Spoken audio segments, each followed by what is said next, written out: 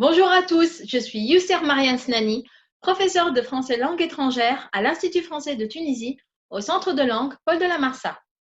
Cette campagne sur l'argumentation a été réalisée comme support d'apprentissage, où nous avons déjà vu la compréhension et l'analyse des textes et sujets, les figures de style ainsi que le plan et ses différentes parties.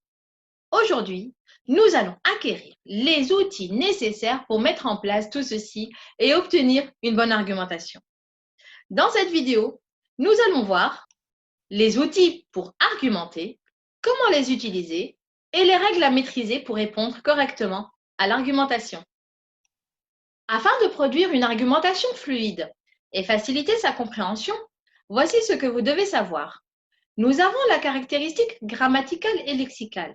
Au niveau lexical, le texte argumentatif englobe généralement des verbes d'opinion. Vous pouvez ainsi exprimer votre opinion et indiquer votre jugement à l'aide d'un verbe employé à la première personne du singulier. Par exemple, je pense qu'il faut trier ces déchets, ou encore je crois qu'il y a des moyens pour y arriver, j'estime que nous pouvons y arriver. De plus, je vous propose quelques verbes qui pourraient éventuellement vous aider à avancer dans votre argumentation. C'est le cas des verbes comme affirmer que, j'affirme qu'il faut trier ces déchets. Prétendre que, je prétends qu'il y a des moyens pour moins polluer. Ou encore, indiquer, j'indique que nous pouvons y arriver. Souligner que, je souligne qu'il fait de plus en plus chaud. Suggérer, je suggère que nous réfléchissions. Il faut également savoir que les verbes comme compter, croire, se douter, supposer, estimer, s'imaginer, penser, être sûr, sont utilisés à l'indicatif dans les phrases affirmatives quand le fait est certain, comme dans la phrase « je pense qu'il fera chaud demain », et au subjonctif dans les phrases négatives et interrogatives quand ce fait est incertain.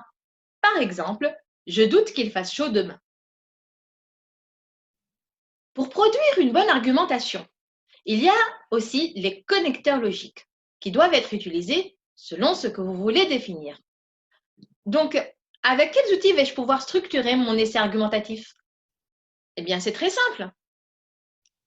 Pour avancer la cause, je peux le faire avec car, parce que, puisque, par peur de, faute de, grâce à. Maintenant, je veux définir la conséquence.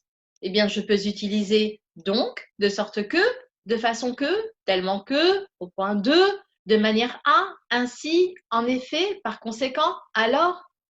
Maintenant, je veux montrer des oppositions entre des idées.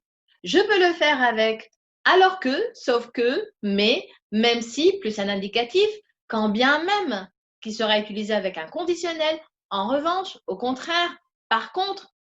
Et si je veux établir des comparaisons? J'ai le choix avec comme, autrement que, comme si, aussi que, ainsi que, de même que, contrairement à. Et pour admettre, je vais le faire avec bien que, plus un subjonctif, toutefois, néanmoins, cependant, ou encore pour poser des conditions. Eh bien, j'ai le choix. Avec si, au cas où, plus un conditionnel, à moins que, plus un subjonctif, ou encore pourvu que, qui sera lui aussi utilisé avec un subjonctif. Attention, les connecteurs logiques ne doivent pas être utilisés n'importe comment. En effet, pour bien structurer mon argumentation, comment vais-je faire? Eh bien, je vais commencer avec, premièrement, tout d'abord, en premier lieu, pour commencer, avant toute chose. Par exemple, tout d'abord, permettez-moi de me présenter, Yousser Mariane, professeur de français, ou encore, avant toute chose, est-ce que chacun de vous a de quoi noter? Maintenant, j'ajoute des éléments. Eh bien, je vais le faire avec en outre, de plus, par ailleurs, ensuite, d'une part, d'autre part, en second lieu, comme dans la phrase. Par ailleurs, je vous demande de bien m'écouter d'une part et de prendre des notes d'autre part. Maintenant, je veux mettre des idées en parallèle. Je vais les comparer. Je vais pouvoir le faire avec également, de même, ainsi que, encore, aussi. Par exemple, c'est bien d'avoir des idées, il faut également savoir utiliser les bons connecteurs pour les structurer. Et si je veux conclure, je vais le faire avec Enfin, en dernier lieu, en somme, comme dans les phrases, enfin, vous aurez les outils pour produire une bonne argumentation ou encore, en somme, vous serez capable de bien argumenter. Il faut savoir que sur le plan grammatical, des outils peuvent être utilisés. C'est le cas par exemple des compléments circonstanciels de cause, de conséquence, de but, d'opposition, de comparaison. Il y a les pronoms et déterminants indéfinis comme on, chacun, tous, la plupart, ou encore les adverbes.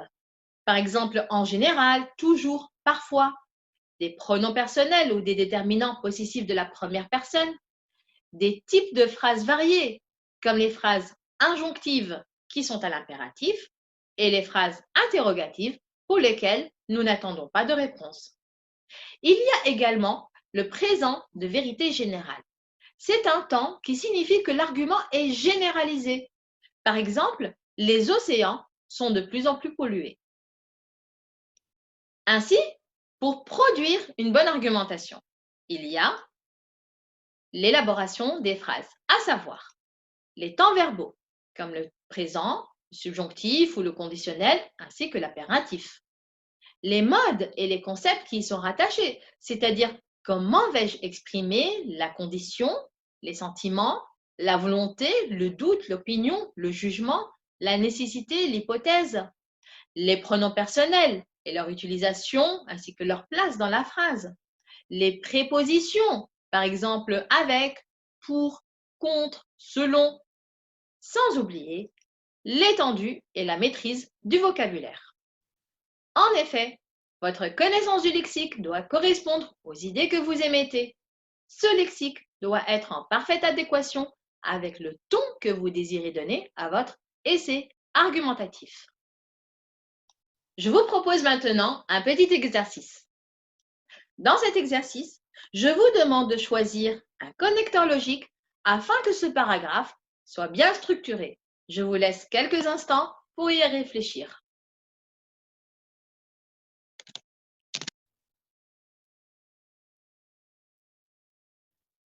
La pollution menace notre environnement.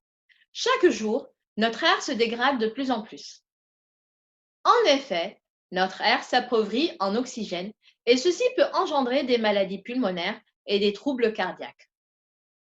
D'abord, tous nos moteurs brûlent des quantités énormes d'oxygène. Par ailleurs, les moteurs de nos industries consommeraient dans le monde plus d'oxygène que la totalité des êtres vivants sur la planète.